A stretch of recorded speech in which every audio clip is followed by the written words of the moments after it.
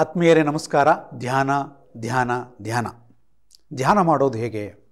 ಪರಮಾತ್ಮನ ಧ್ಯಾನ, ಜೀವನ ಗುರಿಯನ್ನು ಮುಟ್ಟಲು ಧ್ಯಾನ, ನಮ್ಮ ಸಮಸ್ಯೆಗಳಿಗೆ ಪರಿಹಾರ ಮಾಡ್ಕೊಳ್ಳಿಕ್ಕೆ ಧ್ಯಾನ ಮಾಡ್ತೀವಿ. ಆ ಧ್ಯಾನ ಸುಲಭವಾಗಿ ನಮ್ಮಲ್ಲಿ ಪ್ರವೇಶ ಮಾಡುತ್ತಾ ಅನ್ನೋದು ಪ್ರಶ್ನೆ. ಆ ಧ್ಯಾನ ಅಂದರೆ ಏನು ಅಂತ ತಿಳ್ಕೊಬೇಕು. ಫಸ್ಟು ಧ್ಯಾನ ಯಾವಾಗ ನಿಮಗೆ ಫಲಿಸುತ್ತಂದರೆ ನಿಮ್ಮ ಅಂತರಂಗದ ಸ್ನಾನವಾದಾಗ. ಅಂತರಂಗದ ಸ್ನಾನ ಹೇಗೆ ಅಂದರೆ, ನಾವು ಹೊರಗಡೆ ಸ್ನಾನ ಮಾಡ್ಕೊಂಡ್ಬಿಡ್ತೀವಿ, ನಮ್ಮ ಅಂತರಂಗ ಸ್ನಾನ ಮಾಡ್ಕೊಳ್ಳಿಕ್ಕೆ ಆಗೋಲ್ಲ. ಆ ಅಂತರಂಗದ ಸ್ನಾನ ಯಾವುದು? ನಮ್ಮ ಮನಸ್ಸಿಗೆ ಸ್ನಾನ ಮಾಡ್ಕೋಬೇಕು, ನಮ್ಮ ಭಾವನೆಗಳಿಗೆ ಸ್ನಾನ ಆಗಬೇಕು, ನಮ್ಮ ಆಲೋಚನೆಗಳಿಗೆ ಸ್ನಾನ ಆಗಬೇಕು, ನಮ್ಮ ಬುದ್ಧಿಶಕ್ತಿಗೆ ಸ್ನಾನ ಆಗಬೇಕು.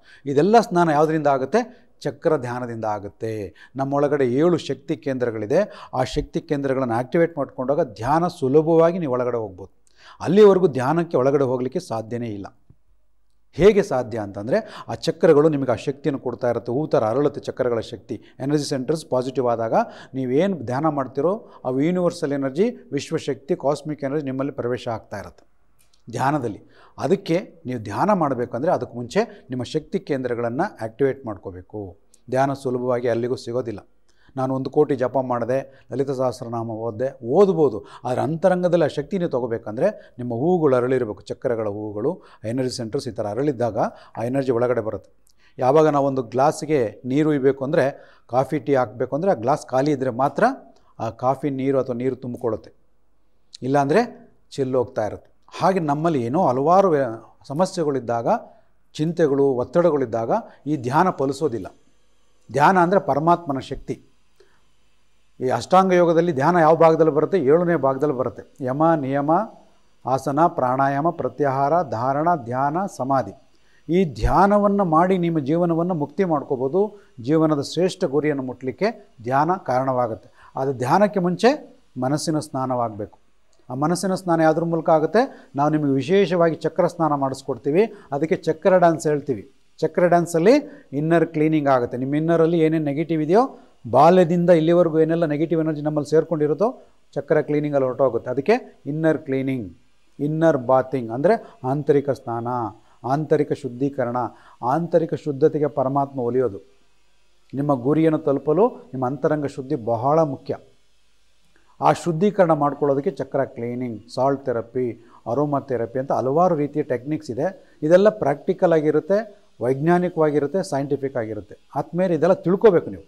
ನಮ್ಮ ಭಾರತ ಮುಂದಿನ ಪೀಳಿಗೆಗೆ ಏನಾದರೂ ಜ್ಞಾನ ಕೊಡಬೇಕಂದ್ರೆ ಇವತ್ತಿನ ತಂದೆ ತಾಯಿಯಂದರು, ಇವತ್ತಿನ ಯುವಕರು ಈ ಅಂತರಂಗದ ವೈಜ್ಞಾನಿಕ ಜ್ಞಾನವನ್ನು ತಿಳ್ಕೋಬೇಕು. ಆಗ ಮಾತ್ರ ನಿಮ್ಮ ಧ್ಯಾನ ಫಲಿಸುತ್ತೆ. ನಿಮ್ಮ ಗುರಿ ತಲುಪಲಿಕ್ಕೆ ನಿಮಗೆ ಅವಕಾಶ ಆಗುತ್ತೆ. ನೀವು ಓದಲಿಕ್ಕೆ, ಜಾಬ್ ಮಾಡಲಿಕ್ಕೆ, ನಿಮ್ಮ ಸಂಸಾರ ನಡೆಸಲಿಕ್ಕೂ ಈ ಧ್ಯಾನ ನಿಮಗೆ ಸಹಾಯ ಮಾಡುತ್ತೆ.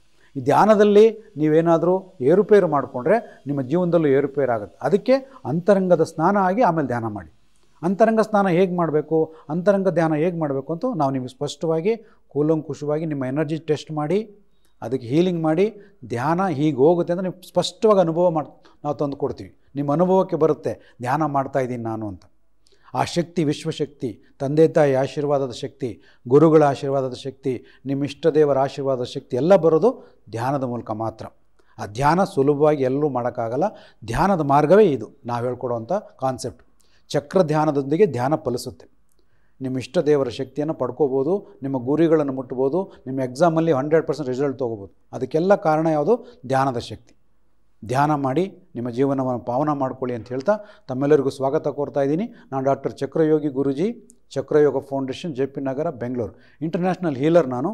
25 ವಿದ್ಯೆಗಳನ್ನು, ಮೇಲ್ಪಟ್ಟು ವಿದ್ಯೆಗಳನ್ನು ಕಲ್ತ್ಕೊಂಡು ನನ್ನ ದೇಶಕ್ಕೆ, ನಮ್ಮ ಭಾರತೀಯ ಮುಂದಿನ ಮಕ್ಕಳಿಗೆ ಜ್ಞಾನ ಸಿಗಬೇಕು ಅಂತ ಈ ಧ್ಯಾನವನ್ನು ನಾವು ಚಕ್ರ ಧ್ಯಾನದ ಮೂಲಕ ಹೇಳ್ಕೊಡ್ತಾ ಇದ್ದೀವಿ. ನೀವೆಲ್ಲ ಕಲ್ತ್ಕೊಳ್ಳಿ. ನಿಮ್ಮ ತಂದೆ ತಾಯಿಯರಿಗೆ, ನಿಮ್ಮ ಕುಟುಂಬಕ್ಕೆಲ್ಲ ಒಳ್ಳೆಯದಾಗಬೇಕು ಅಂತ ನೀವು ಪ್ರಯತ್ನ ಮಾಡಿ. ನಿಮ್ಮೆಲ್ಲ ಕನಸುಗಳು ನನಸಾಗಲಿ ಅಂತ ನಾನು ಸ್ವಾಗತ ಕೋರ್ತಾ ಇದ್ದೀನಿ. ಬನ್ನಿ, ತಮಗೆಲ್ಲರಿಗೂ ಸ್ವಾಗತ. ನಮ್ಮ ನಂಬರ್ಗೆ ಕಾಲ್ ಮಾಡಿ ನೀವು ಈ ಕಾರ್ಯಾಗಾರದಲ್ಲಿ ಭಾಗವಹಿಸ್ಬೋದು. ಧನ್ಯವಾದಗಳು. ನಮಸ್ಕಾರ.